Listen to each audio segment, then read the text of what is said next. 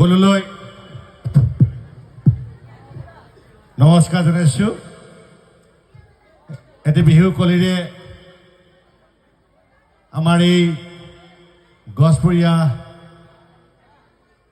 কোঁৱৰঙাৰবাসী ৰাইজৰ আয়োজন কৰা এই বিহুস্থলীৰ পৰা মই আপোনালোকক শুভেচ্ছা জনাব বিচাৰিছোঁ। বিহুৰে বিৰিণা পাতে সমনীয়া,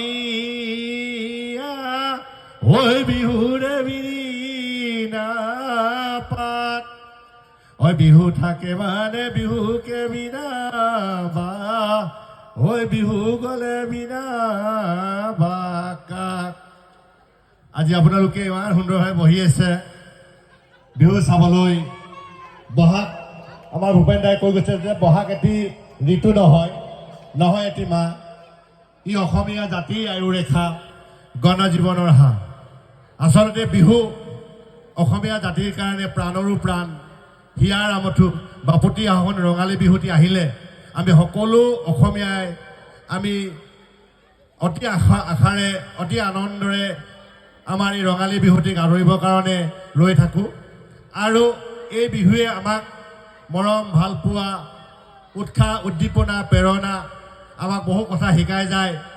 আমাৰ প্ৰত্যেকজন সমাজৰ অসমীয়া ৰাইজে বিভিন্ন নিজৰ নিজৰ যিবিলাক বিষয়বিলাকত আকৌ নতুন উদ্যমেৰে সমাজখনক আগুৱাই নিবৰ কাৰণে, নিজৰ জীৱনক প্ৰতিষ্ঠিত কৰিবৰ কাৰণে উৎসাহ পায় এই ৰঙালী বিহু। গতিকে এই ৰঙালী বিহুৰ মাজেদি আমি এবছৰৰ কাৰণে আমি আকৌ এটা উৎসাহ জীৱন আমি আৰম্ভ কৰিব বিচাৰোঁ।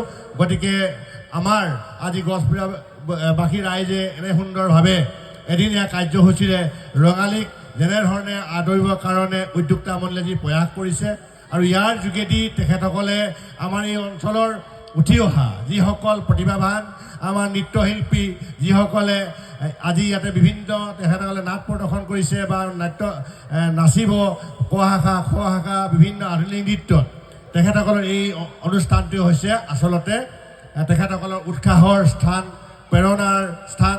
ইয়াৰ মাধ্যমে যোগেদি ভৱিষ্যত জীৱনক নিজকে প্ৰতিষ্ঠিত কৰি সাংস্কৃতিক বৰক্ষেত্ৰখনত যে গৌৰৱ কঢ়িয়াই আনিব, নিজেও প্ৰতিষ্ঠিত হ'ব, তাৰ কাৰণে এনেধৰণৰ উদ্যোগ লোৱাৰ কাৰণে মই আমাৰ এই উদযাপন সমিতিৰ বিষয়ববীয়াসকলক ধন্যবাদ আৰু কৃতজ্ঞতা জ্ঞাপন কৰিছোঁ। আৰু আজি এনেধৰণৰ অনুষ্ঠানৰ যোগেদি আমাৰ বিভিন্ন ঠাইৰ পৰা যিসকল প্ৰতিযোগী আহিছে তেখেতসকলকো মই শুভেচ্ছা জনাইছোঁ। আৰু আমাৰ এই অনুষ্ঠানত যিসকলে বিচাৰক আসনত শুৱনি কৰিছে তেখেতসকলকো মই ইয়াৰ পৰাই শুভেচ্ছা জনাইছোঁ।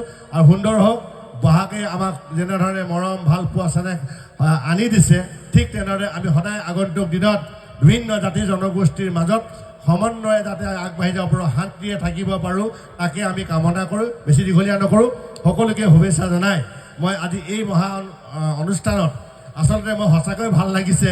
মই আজি ৰাতিপুৱাৰ পৰা খোৱাং সমষ্টিৰ বিভিন্ন ঠাইত ঘূৰি আছোঁ। আহি এতিয়া ইয়াতে মই কুশলদাক দেখি পালোঁ।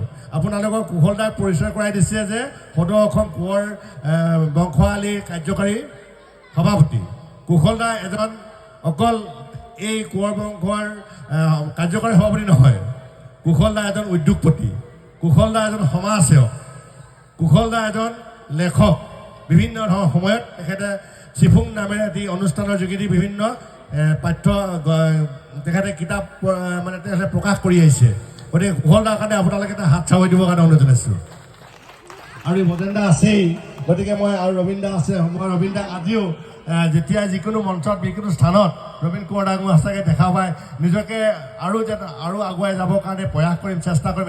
এনেকুৱা লাগে যে এইটো বয়সত বিভিন্ন অনুষ্ঠানত দেখা পাওঁ। গতিকে মই তেখেতকো ধন্যবাদ জনাইছোঁ। আৰু সকলোকে আজি এই অনুষ্ঠানটো শান্তি শৃংখলা অটুট ৰাখি আৰু বিহুৰ যিটো যাক আমি আজি বিশ্বৰ দৰবাৰত প্ৰতিষ্ঠিত কৰিবৰ কাৰণে প্ৰয়াস কৰিছোঁ, এই বিহুক যাতে অপসংস্কৃতিলৈ নিনি আজি শান্তিপূৰ্ণ এটা ভাল এটা পৰামৰ্শ আদৰ্শৰে যাতে এই কোঁৱৰ গাঁৱৰ ৰাইজে যে আদৰ্শ দাঙি ধৰে, তাকে কামনা কৰি মোৰ এষাৰ সামৰিছোঁ। নমস্কাৰ, ধন্যবাদ। আমি দুজন ব্যক্তি